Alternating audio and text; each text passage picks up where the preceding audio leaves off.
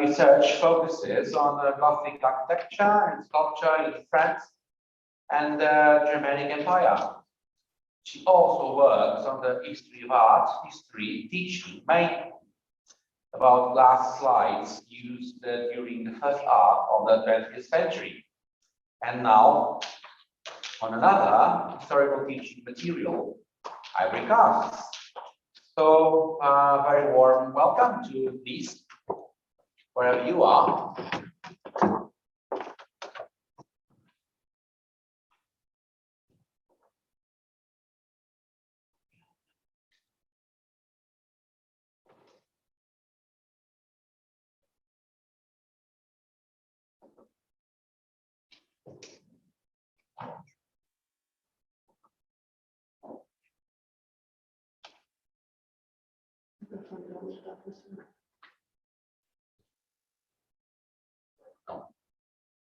Denise, we are not hearing you. Hello. Yes, thank you. Yes, it is okay? Yes, you can go on. Okay, thank you. Bom dia a todos. Good morning, everyone, ladies and gentlemen, dear colleagues. First, I would like to thank the organizers of this conference for accepting my proposal. My presentation will focus on a set of 19th century medieval ivory casts. This set of medieval ivory casts is currently kept in the Œuvre Notre-Dame Museum in Strasbourg and includes more than 100 pieces. As I usually work on medieval sculpture and also on the history of art history teaching, I took a closer look at this collection on the occasion of this conference. And it turns out that these casts of ivory objects from the Middle Ages were used as teaching aids at the end of the 19th century and even later. So, what is this collection and where does it come from? We will see that the answer to these questions is both simple and difficult. Simple because you only need to turn the casts over and look at their reverse side to find out more. Difficult because there is any document to accompany this collection and to document it.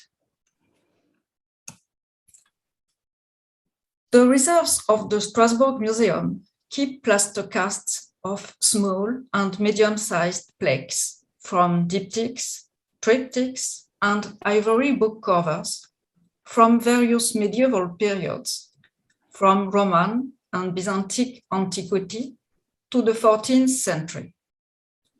These 80 or so items are complemented by various other objects, all in ivory. As I said before, the total number of plaster objects now exceeds 100. But it must have been greater because of some obvious missing pieces. Thus, for example, the reverse of the left side of the crucifixion triptych, also known as the triptych of Saints Constantine and Helen, which is kept in the Bibliothèque Nationale de France in Paris. And many of the 24 plates that make up the Saint-Chas from the treasure of Saints Cathedral are also missing, since only the plaster casts of 3 plates from the chest and 1 from the lid have been preserved, which would have been completely insufficient to gain an idea of the work from an iconographic and stylistic point of view. These gaps and the poor condition of many of these very fragile pieces are undoubtedly due to their successive removals, to the sometimes unsuitable conditions of conservation, and of course, to the numerous manipulations for which they were intended.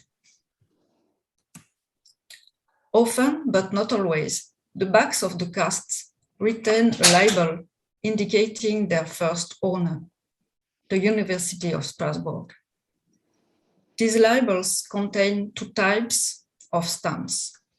One bears, you can see it on this slide, the words in German, Christliche Archäologie, Universität Strasbourg, Institute of Christian Archaeology.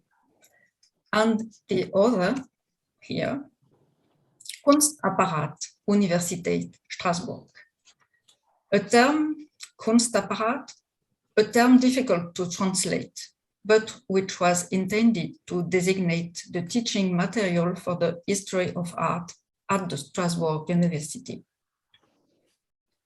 Both terms surely indicate the sponsor of these casts, which were clearly intended to support teaching and illustrate the lectures given by the professors. One or even two inventory numbers go with these labels. A second type of label, small and circular, appears on the back of half the ivory casts. This time, it refers to a supplier, the English company, Arundel Society, whose name is printed in a circle and completed with a handwritten Roman numeral and a lowercase letter. Finally, 5 artifacts show on the back and in the form of a small copper coin the oldest mark of the molding workshop of the Royal Museums in Berlin, founded in 1819. Without records of orders and invoices, it is difficult to rebuild the precise chronology of these acquisitions, which didn't necessarily take place at the same time. The largest order placed with the Arundel Company in London can be dated to the time when the Kaiser Wilhelm Universität in Strasbourg had just been founded in 1872. Arundel Society was founded in London in 1849 with the aim of making the best of Western art known through reproductions. In 1855, a collection of Fictile ivories was presented in the company's premises. The first ivory casts were made by Edmund Oldfield of the British Museum and Alexander Nesbitt, a member of the Antiquaries Society and a specialist in ivory and antique glass. All that was considered to be typical examples of which period and style from the greatest European collections was then brought together in order to gain, for a modest sum, a better understanding of the history of art and to illustrate, as far as the means available would admit, the least known period in the history of sculpture. The ivory plaster casts in Strasbourg were not acquired until after 1872, following the annexion of Alsace by Germany and the founding of the Kaiser Wilhelm's Universität. Considerable resources were deployed to ensure that this place of culture and learning became a center of German science and a scientific and educational model for both the Highland and neighboring France. The creation of an art history institute, a discipline that was then dominating German universities, is particularly significant in this respect. So the ivory plaster casts actually kept in the Museum of Strasbourg may well have been part of the initial endowment of the Art History Institute, just as the large and famous collection of casts of Greek sculptures was built up when the Institute of Classical Archaeology was founded. Professor Franz Xaver Kraus created the Institute for Christian Archaeology and Epigraphy upon his arrival in Strasbourg in 1872. His ambition was to make this institute a center of study, such as no other university should have. When reading the semester programs of the courses, we noticed that Krauss essentially offered courses on Christian antiquity, Paleo-Christian architecture, Christian archaeology. Two courses are particularly noteworthy.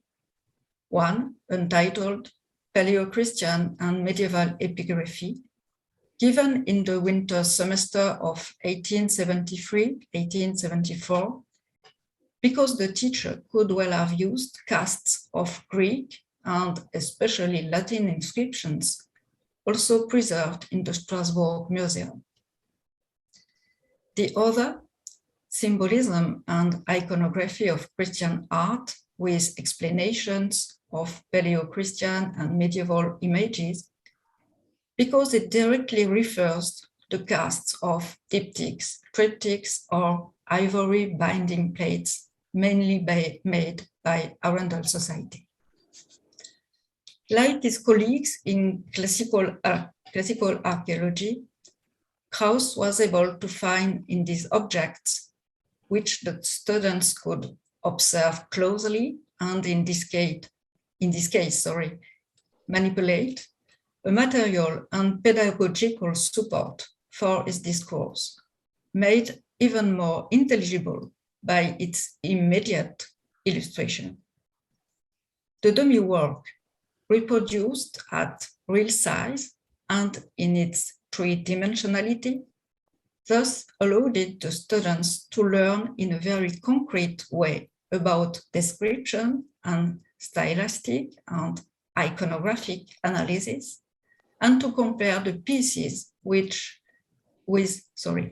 each other, whereas the originals were often inaccessible, scattered all over Europe.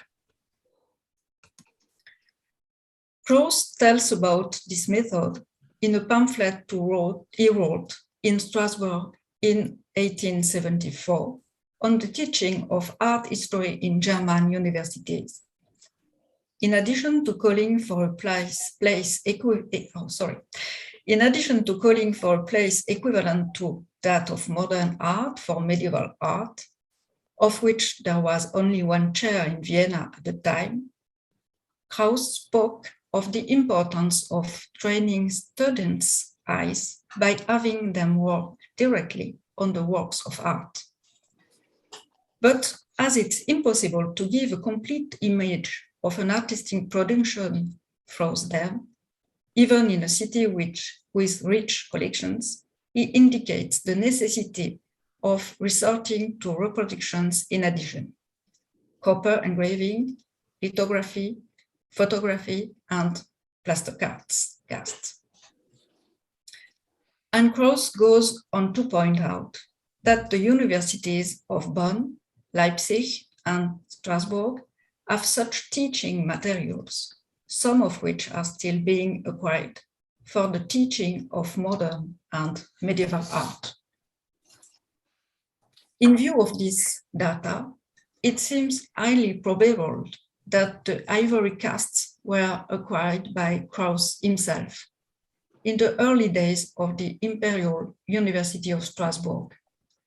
And its important means lead us to believe that it was the entire Arundel Society's collection that was acquired at that time. Its use undoubtedly continued after Krauss's departure in 1878. We don't know when these casts ceased to be used for teaching in Strasbourg. As with the antique casts, their use certainly did not extend beyond the first decades of the 20th century. They may have been transferred in 1920 at the same time as the Institute of Art History to the Palais du Rhin in Strasbourg, where they were eventually forgotten before joining at an unknown date the reserves of the Strasbourg Museum devoted to the Middle Ages under Renaissance. Thank you very much for your attention.